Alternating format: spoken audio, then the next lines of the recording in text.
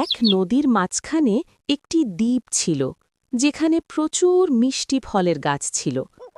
এক বানর প্রতিদিন নদীর পাথর ডিঙিয়ে সেই দ্বীপে যেত আর পেট ভরে ফল খেত। নদীতে এক বুড়ো কুমির থাকত। সে বানরটাকে দেখে ভাবল, এই বানরটার কলিজা নিশ্চয়ই খুব মিষ্টি হবে। কুমিরটি একদিন পাথরটার ওপর শুয়ে থাকল, যাতে বানরটা ফিরতি পথে তার ওপর পা দিলেই সে তাকে ধরে ফেলতে পারে। বানরের বুদ্ধি।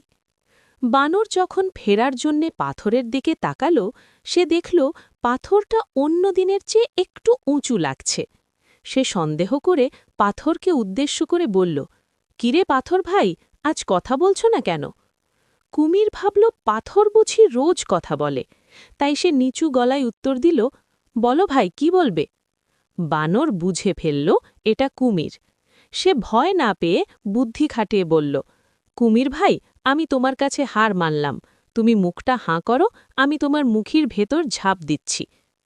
কুমির যখনই বড় করে হাঁ করল, তার চোখ দুটো বন্ধ হয়ে গেল, কারণ হাঁ করলে কুমিরের চোখ বন্ধ হয়ে যায়। সেই সুযোগে বানর এক লাফে কুমিরের মাথার উপর দিয়ে নদীর পাড়ে পৌঁছে গেল। কুমির অবাক হয়ে তাকিয়ে থাকল, আর বানর গাছ থেকে হাসতে হাসতে বলল, শরীর বড় হলেই হয় না কুমির ভাই, বুদ্ধিও লাগে। গল্পের শিক্ষা: বিপদে পড়লে ঘাবড়ে না গিয়ে বুদ্ধি খাটিয়ে কাজ করলে মুক্তি পাওয়া যায়।